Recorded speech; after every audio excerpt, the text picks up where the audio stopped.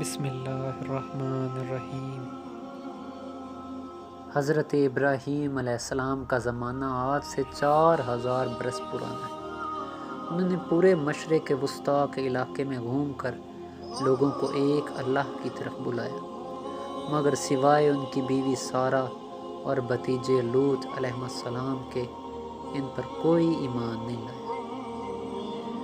پیروکاروں کی تعداد کے لحاظ سے انسانی تاریخ میں کسی مشن کی اس سے بڑی ناکامی کی کوئی مثال نہیں ملتی۔ چند مستنشنیات کو چھوڑ کر باقی انبیاء اور رسل کے مشن بھی ایسے ہی ظاہری ناکامی سے دوچار ہوئے۔ انبیاء کے پاس یہ راستہ بھی ہوتا ہے کہ وہ لوگوں کے جذبات بھڑکا کر، ان کے تعصبات ابھار کر، ان کی خواہش کی پیروی کر کے لوگوں کی بھیڑ اکٹھی کریں اور مقبول لیڈر بن جائیں، مگر وہ ایسا کبھی نہیں کرتے۔ ان کی سب سے نمایاں مثال حضرت عیسیٰ علیہ السلام ہے۔ ان کی زمانے میں یہود رومیوں کے خلاف شدید نفرت کا شکار تھے۔ سیاسی آزادی ان کا مشن تھا، ظاہری اعمال ان کا اصل دین تھا۔ آپ نے ان میں سے ایک چیز کو بھی سند جواز دینے سے انکار کر دیا۔ اس رویے پر شدید تنقید کی، یہاں تک کہ یہود آپ کی جان کے در پہ ہو گئے۔